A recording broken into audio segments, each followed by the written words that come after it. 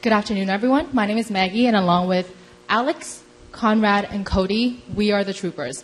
We're super excited to talk to you guys today about our app, Tightrope, and how it helps you with impulse purchases and impulse behavior. Now, when I think about impulse behavior, I always refer to this period of my life that I like to call the dark period. Now, the dark period occurs between Black Friday and December, where I know I purchased so many things that I'll avoid looking at my credit card until January, and that's when the moment of regret hits.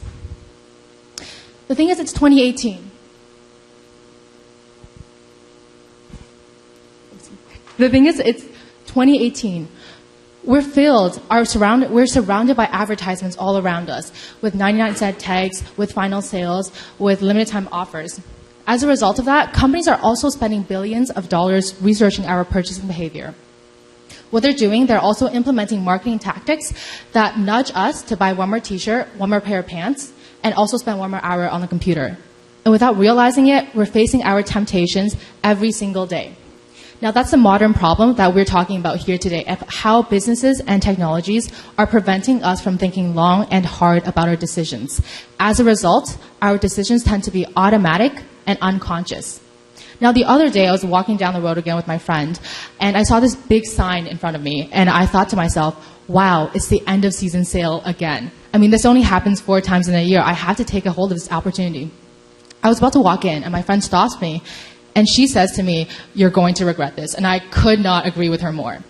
The key that we want to emphasize here is that when we leave our decisions and purchases uninterrupted, we always tend to make automatic and also unconscious behaviors that later end in regret. I knew I was about to encounter my kryptonite anytime in the future again, and I couldn't take her with me everywhere I went. But what we thought was, what if you could? What if you could stop your unconscious behaviors right at the moment it occurs? And this is the goal of Tightrope. Tightrope sends you a notification when you're about to make an impulsive decision, helping you stay balanced on your journey towards your goal. And here's what it looks like. Upon opening the app, users are immediately greeted with the welcome page and are prompted to enter some information to create a basic profile. Once they give permissions for us to use location tracking as well as sending notifications, they're able to enter in their so-called weaknesses. So let's say, for example, Club Monaco. You enter in Club Monaco and a drop-down list becomes available. And in this drop-down list, you can select either specific Club Monaco stores or you can try to avoid the brand entirely. Once everything is set up, the app is now able to send you notifications based off of whether or not you are in the surrounding area of a Club Monaco or any other designated store. Now, how does our app actually work? The most enticing aspect of our app is the fact that it uses existing technology. And the key component of it is the location services. The app essentially sends a notification whenever you're in the vicinity of either the designated area that you've specified or any other area of high frequent purchasing. Furthermore, by linking this to your credit card, the app is able to backtrack through your purchases and create a much more personalized notification. And what that does is it creates a kind of connection between the app and the user, while also maximizing the efficiency of that little nudge that we're able to give you. Now, there are thousands of other apps out there in the world that track your progress to a goal, or budgets your finances, or informs you of general behavior. But they all share a common flaw, and it's the fact that they're all reactive. What truly distinguishes Tightrope is the fact that compared to all of its other contemporaries, we are much more proactive. We try to target the before rather than the after, so we can prevent as opposed to simply responding. Now, I showed you what it looks like, I showed you how it works. But is it actually effective? We decided to run a few experiments. So over the last few days, the 4 of us spent a few hours studying on campus in front of popular food spots. And we would message people that we recognized in line with a simple text. How much have you spent this month? The results showed that 2 out of 10 people proceeded with their purchase as planned, 5 out of 10 changed their purchase, and 3 out of 10 completely prevented a purchase. This was an 80% behavioral change. So it worked. Having a simple reminder to help people stop and reflect on their spending habits actually altered them. We decided to take this a step further and look at the actual message itself by comparing two competing messages. The first being, just a question, how much have you spent on coffee this month? And the alternative, watch out, you've already spent $75 this month. So we asked the participants to rank which one was the most effective in deterring impulsive behavior. And the result was an outstanding support for the second option. It was 9 times more effective. The reason being is that people want to have an understanding of how much they're spending before they spend. They have a tendency to be controlled by their impulsive behavior, and having a sense of reality hit them snaps them out of this unconscious behavior. So if you take our physical presence out of the scenario, you have what Tightrope does. So, to remain consistent with the goal of Tightrope, we want to release a free-to-download version. Now, to be able to pay our bills, we would need to sell the information only on an aggregate basis and to ensure confidentiality of each and every individual. If the user chooses, they can decide to go forward and pay a 99-cent per month fee to receive premium services. Services such as customized mode notifications and the ability to link up with your credit card to receive that 9 times effectiveness. So the customizability, the flexibility, and the effectiveness should be able to justify the 99-cent cost. These 99 cents could save another $99. It could save another 99 hours. So what's our plan? Well, first we want to release the app within the GTA and focus our marketing efforts there, and of course refine the results as necessary. When we're ready, we would then release the app in the App Store. But we don't want to stop there. We want Tightrope to prevent other impulsive decisions it can't prevent with its current features. We imagine Tightrope less of an app and more as a platform. By also tracking, for example, your computer usage, it could send you a notification to stop watching that 6th episode of Breaking Bad, to stop going on social media, and to truly become that friend we all need. But why us? Why a bunch of undergrads? Well, we all have our respective experiences. Conrad in finance, Alex in data management, and of course, Maggie in technology. And of course, myself in marketing. But the most important aspect here is that we understand the issue. We are the consumers. Who better to provide valuable insights than the people who constantly run through impulsive decisions? Who better than the generation who is most exposed by these temptations? So by leveraging both our work and our previous personal experiences, we believe we can truly change the world one notification at a time. And with that, we formally invite you, judges, to overcome your kryptonite, to reclaim control, and to become a part of the truth. Thank you.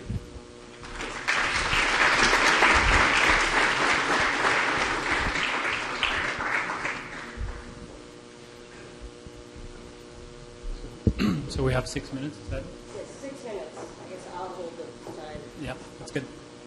Maybe I'll start with a clarification question, which is, what is the linkage with the budget, with the credit card? Like, can you explain that a little bit? Like, is it basically I have a budget, and then I set a budget for my Club Monaco spending, and then once I hit it, or once I'm about to hit it, is that the way it works? So we want to distinguish ourselves from the budgeting, the whole budgeting industry, from Mint and from all those apps. So we do not have a budgeting component. The reason why we link your credit cards is so we can send you a notification of how much you've already spent as a motivator to preventing that behavior. So you don't need to insert like a budget for clothing, food, but what we will do using our credit card linking technology is it'll break down those categories for you of how much you've spent previously, so that when you're at that location, it helps you with that activity. Fintech industry is just so overcrowded nowadays that we just didn't want to get into it, pretty much. All right, I got a question for you then. So tell me a little bit about your back-end fintech linkages and how do you get the credit card information tied into the app, because that part is not clear to me. So it's pretty straightforward. I mean, the technology already exists. If you go into Mint, if you want to get past the homepage, you have to put in a budget. And whenever you spend something, the server on our side would send a notification, or not a notification, a message to the bank. And when the bank wants to, it will release the information back to us. So that's the whole idea. In Mint, for example, it's not instant, but it does have that feedback loop of did it work or did it not work. That's the idea. So your the credit user card has to trigger that, or is that automatic? So Well, all when you pay with your credit card, it would automatically trigger, and the next day it will show on the app. So the existing technology already exists where you can access bank information from our existing platform. The information for their banks, obviously we can't access, but the information will transfer directly into their account so they can see it. We don't. Does that answer your question? Yeah, I'm just curious of which platform do you know you're going to be using to get the bank data? We haven't decided specifically for that. Yeah. Okay. I have a market question. Yes. So first of all, how big is your market? Why are you starting with the GTA? And it wasn't clear who your demographic is. So we initially wanted our market to start small. The idea being we would launch the prototype with a number of people within the U of T, and then slowly expand to the GTA. Now, the reason it was the GTA was simply because if we can produce that here, we kind of already have the home court advantage, so to speak. We're already in Toronto, and we already know the ins and outs of most of the locations. Now, in terms of the target demographic, like we said, we kind of wanted to show the demographic for our generation. So I suppose it would be between anyone who is a young adult up until, I would suppose, 35-ish, I guess, in that sense that these are the kinds of people who don't have, or who have impulsive behavior and who have difficulty trying to control it. I think there's probably a market for people who are retired, who have a fixed amount of income but still have impulses. I was just going to say, is there anything here where the initial part of the app, there's a lot of effort that's involved in terms of putting up the companies or the stores where you spend lots of money? Can you guys foresee a way down the road, potentially with AI, where that information can already be gathered based on previous spending behaviors? You can assume there's going to be a bit of a friction in terms of uptake just because of that initial effort. Right. When we initially had thought of this idea, we wanted to incorporate AI. We wanted to incorporate the whole kind of adaptability. And the problem was just to start, it was very difficult. Going right off of the diving board into AI and adaptive mechanisms would be a little too much. So we wanted to first start with a manualized idea and a version. And then eventually, once we get the resources, once we get the database, once we get the capabilities to, then we would slowly move into AI and the idea of, learning where a person goes or their spending habits and what's normal versus what's not normal, what's impulsive. So we wanted to do that, but that's more in the future. We have time for one more question. You showed your tests with coffee. How do you think that test can be expanded to maybe larger purchases? Have you thought about that? Yeah. Well, the scale of the purchase isn't really too relevant to the fact that it's an impulsive purchase. We're trying to prevent impulsive purchases, and although impulsive purchases vary in the price tag, I guess you can find a coffee or you can buy a purse. What we're trying to do is predict what is normal for you and try to prevent the purchase that just doesn't belong in your pattern. Okay. So, thanks. Just don't think that vacation is impulsive.